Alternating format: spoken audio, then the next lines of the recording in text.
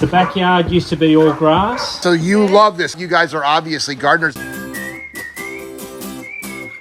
Well, hello, Ben Harris. How you going? Good to see you, brother. How you doing? Very good. Where are we? What town? Melbourne. All right, let's check out another beautiful Aquascape ecosystem pond by Ben Harris Design.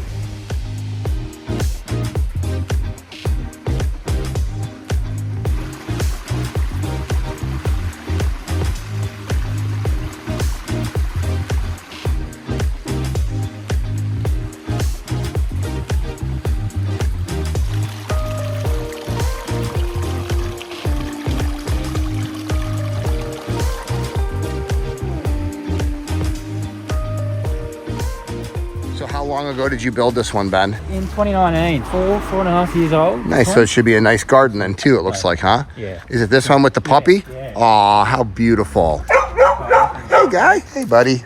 Yeah, what a cute pooch. What's the dog's name? Louie. Louie? Lou. Lou. Louie. Well, I'm the pond guy. G'day, how are you? And how you- you going? And you are? Chris. Chris. Yep. Nice to meet you, Chris. Nice to meet you. I love the fall colors are just coming out, huh? Yeah. So, Chris, how long have you lived here? Probably been here about 12 years or so. So this was a big change. Big change, yep. The backyard used to be all grass, but the problem is we always had an issue, was it always used to flood because we're on an old stream line here. Oh, wow. I remember listening to you on the radio probably about Oh, I remember that. 5 Yeah, years ago. when I came to Australia. Yeah, we came. And you were talking about how you grew up in America, obviously. You were talking about the issue with plant life or anything. And Come on. Come on. And I'm the pond guy, Greg. Hi, I'm Natalie. Hi, Natalie. Nice to meet you. This is a beautiful yard. Chris was just telling me how you heard on the radio. on the radio, you were talking about it, and you were talking about how you couldn't understand why people build pools and all that stuff, and they can have nature in Yeah. the backyard. And we were thinking of getting a pool, obviously. And So then it worked. The radio show worked. did work. Are you happy with me? Oh, absolutely. I did wonderful. So you love this. You guys are obviously gardeners. I love it. It's a woodland garden. You got some ferns growing because you got a lot of shade.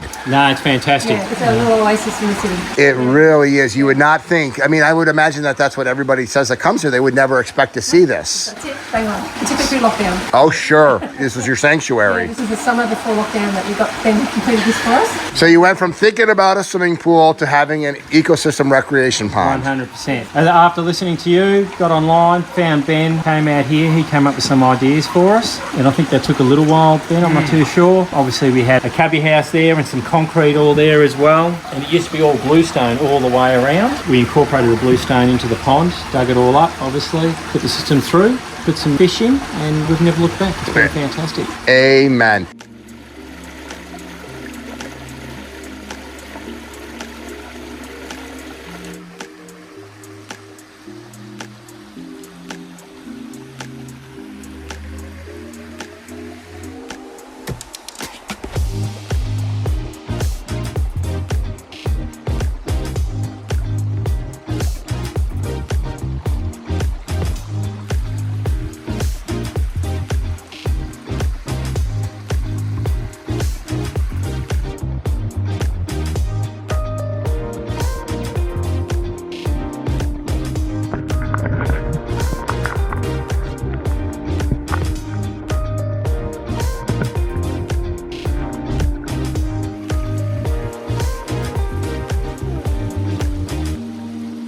Built about 4.5 years ago, all by hand. So there was all lawn, and then there was a bluestone wall retaining the garden at the back. So we dug all of that soil out, went a metre deep. We ended up pulling out 30 cubic metres of dirt, kept the bluestone from the wall, and we reused it in the pond. All the rocks were brought in by hand as well. So there's a few opportunities that we took advantage of. So the first was the existing trees made automatically feel like a woodland garden. So I took advantage of that. So all the planting accentuates that woodland feel. We put 2 waterfalls in. So this particular waterfall over here, seen from inside. So I wanted to really emphasise, you can see something from outside, but we needed more filtration. So I put in a Bifall 6000, and that's hidden over there. And that's where our main waterfall is. The fish can swim all the way up. So it looks like a stream, but it is part of the pond. And this pizza oven, that was already here. Chris actually built that himself. So we needed a path over there, so I made it a natural rock path. There is an intake bay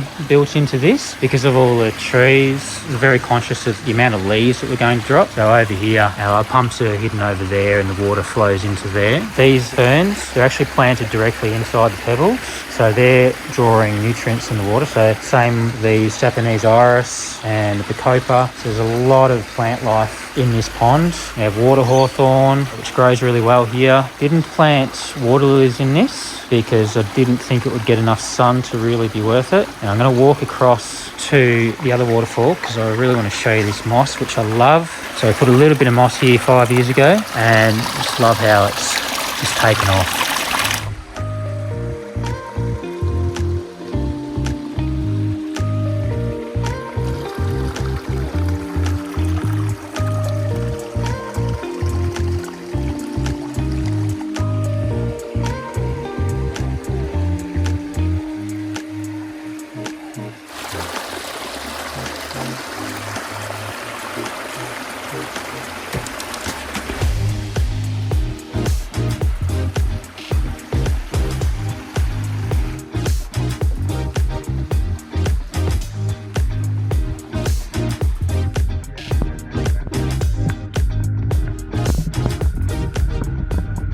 I wanted to show you the access that we had for this job. So as I said, everything bucketed out, barred out over this deck because the deck was already here. So I couldn't get a machine through here. So we had to set up ramps down these steps and we had to get around this corner and then out here. So we had piles of dirt, like I said, 30 cubic metres of dirt out here in the front garden that had to be taken away, and all our rocks dumped out the front and dragged out the back. All human labour.